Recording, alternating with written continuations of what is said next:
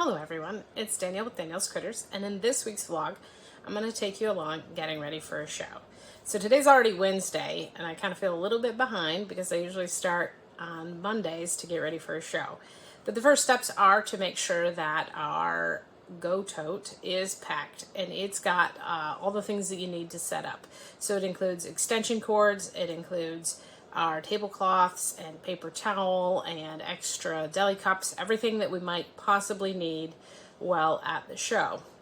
And then the next step is to pack the dry goods, and that's actually what I have to do today, is make sure that all my dry goods are ready.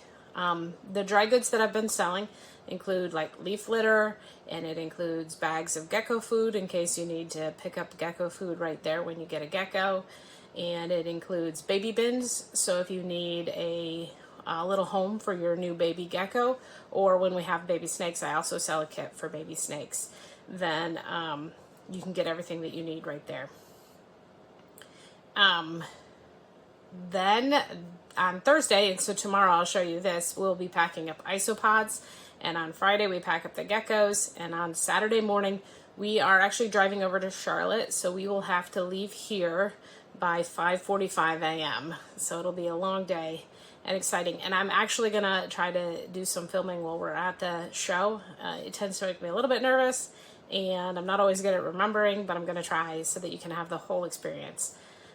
If you are interested in more vlog content or in educational content about reptiles and isopods, then definitely hit that subscribe button. I would love likes and comments. They make me so happy, and I'm looking forward to sharing isopods with you tomorrow. Okay, everyone, it's not tomorrow yet, but I thought I'd give you a sneak peek at an upcoming video and a project I have coming.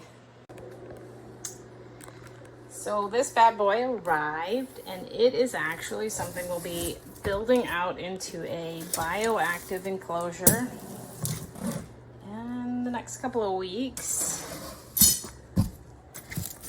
I have to unpack it today to make sure nothing is broken. And so I thought I'd give you guys a quick sneak peek. So I've never used one of these enclosures before. I think it's a Zoom Ed, but what they do is they pack the base, which is waterproof, so it makes a great bioactive enclosure, or they even talk about you doing a paludarium in there with water. And then the side panels you actually assemble yourself, and they're packed underneath, which is the big reason why I'm opening it today, to make sure we don't have any broken glass. But then you have to build your own enclosure, and I got this one in part because I thought that it would probably arrive intact better than 18 by 18 by 24, but it's also larger, and that excited me. So it's actually a Reptile brand, which I found out with these handy dandy gloves that they packed for handling the glass. Ironically, it's not on the manual, but it is on these gloves. So there you have it. I will put a link in the description if you're interested in getting one, and in a couple of weeks you'll be able to watch me turn this glass box, well, not even a box yet, into a beautiful planted bioactive enclosure. This is actually going to be for our giant day gecko, and he'll be going in there. However, I'll also talk about the things that you could do to set it up for a crested gecko or a gargoyle gecko. This one is actually large enough, I think, that it would be good for a lychee as well, or a chihuahua, any of the new Caledonian, although it might be a little big if you choose to get a chameleon gecko as your new Caledonian gecko of choice. Hello everyone. So yesterday I didn't actually end up packing up the isopods. Instead, I cleaned a bunch of gecko bins that really needed it, and that was great, except I have not yet packed up the isopods. It's already afternoon. This morning I did a bunch of social media stuff, and so I'm way behind. And I gotta get the isopods packed up and the geckos, so it'll be an interesting and quick pack here, hopefully. And I'll try to share along the way. So each colony gets watered, and I just water the moss here, and then fed. And I just sprinkle a tiny bit of my homemade food on there. And they don't actually need this food to survive because of the nutrition in the soil and the leaves. But what it does is it gives them a reason to be on the surface. And then I covered up with this cork bark here, and it will bring more of the bugs to the surface. And then during the show, we actually flip over the cork bark a lot to talk about the different species and to let people pick out what colonies they want. Each colony has the isopods in it and springtails all ready to go. So it's a great cost-saving option, and it also lets you seed your enclosures or grow out a mini colony of your own. We got one tote all packed up. So this tote has half of my colonies. It has some random leaves and snake shed and cork bark pieces that are all for sale, that are all great for isopods. And so this tote is now ready to sit by the front door because it'll be too chilly tonight to pack them into the car. And just like that, our second tote is full. Oh, well, as finished as we're gonna get. So there are a couple of bags of leaves here and a cork bark accent, and then we have 9 isopod colonies. In this last corner will go our cupped isopods. So that's where you just buy 10 at a time. And that's what I have left to get ready here for isopods. So one of my favorite isopods to cup is the Panda Kings. These guys are a true roly-poly. They don't move all that fast, and they're pretty easy to pick up. I did see, though, that we have a crap ton of babies here that the camera doesn't want to focus on. In the corner, there's just a bunch of them in there. So when I cup isopods, I collect the larger ones, not the littler ones, and I put them in this little cup.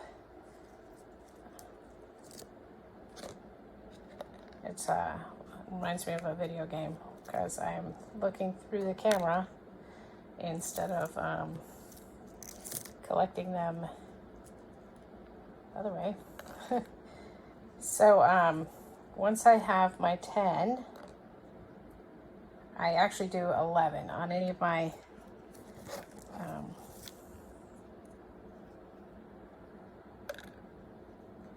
10 counts, just in case one of them gets lost or doesn't make it for some reason. You want everybody to have a good start. So I'm going to finish this up, and then I'll show you how I finish packing it. So I really do think that these guys have not been getting the love that they deserve at the shows. These guys are a relative of the rubber ducky, and they have cute little faces that my camera doesn't like focusing on. And they're black and white. They're just absolutely adorable.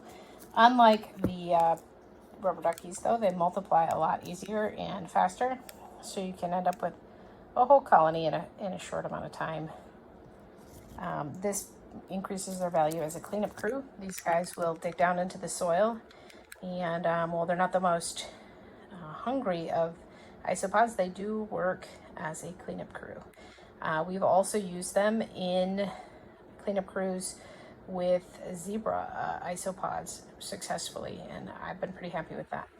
But anyway, once everybody's in the cup, then I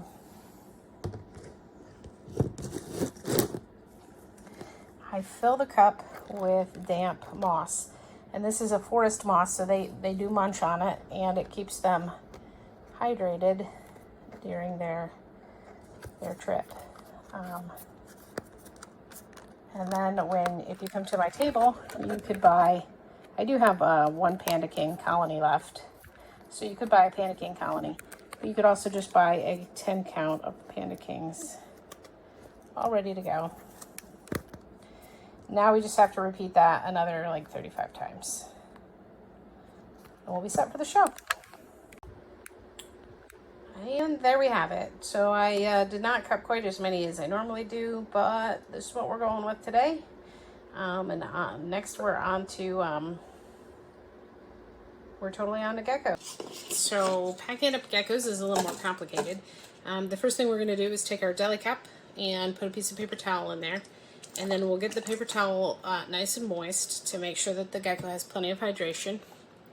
And then after the gecko is in there, then I actually label each deli cup with its number, and then later I'll come back through and label it with the morph and then the type of gecko, because we have crested geckos and gargoyle geckos to take with us today.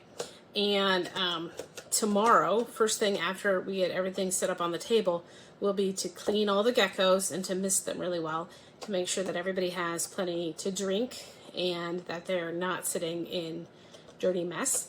And anytime they go to the bathroom, we will change out the bottom layer.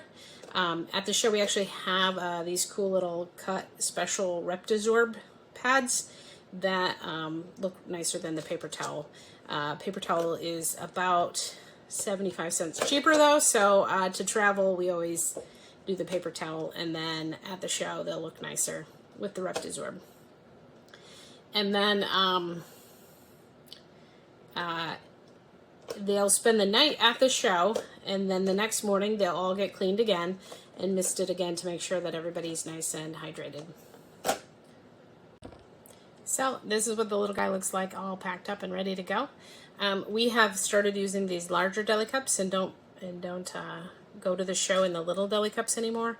It's too easy to get tails caught, and it's the geckos seem to have a lot harder time getting stuffed into the little tiny deli cups for the shows.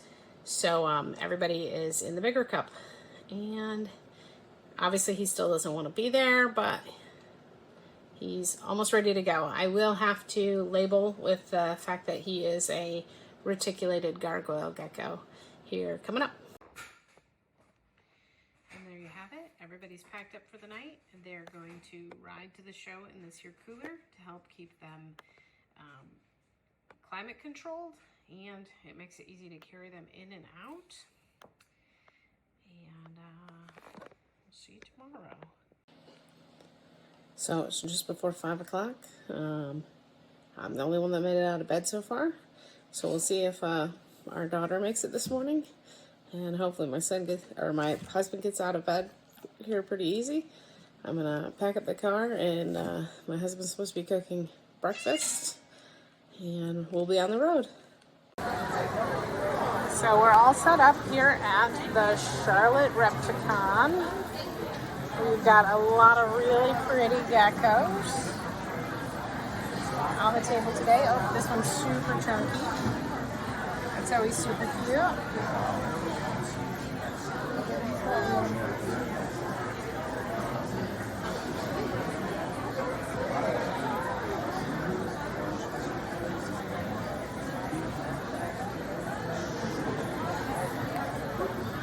We also have our Isopod colonies all set up. These Panda Kings here are doing really amazing. Look at all those little babies. Hey everyone, we're in the quarantine zone because we just got back from the show today on Saturday. Super long day, super tired, but had a lot of fun.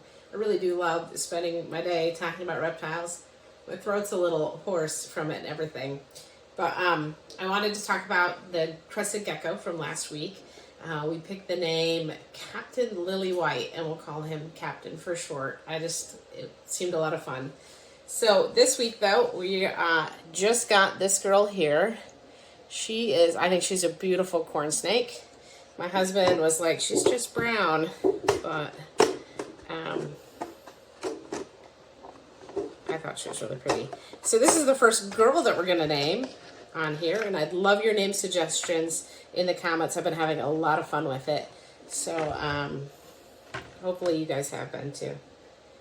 And so here she is. She's a proven breeder, so she's already been a mom, and we will be pairing her this year to our scaleless male Bacchus to produce het scaleless with her, and then long term would be to get this beautiful and unique coloration into scaleless. So yep, definitely drop those name suggestions down in the comments below. Thanks.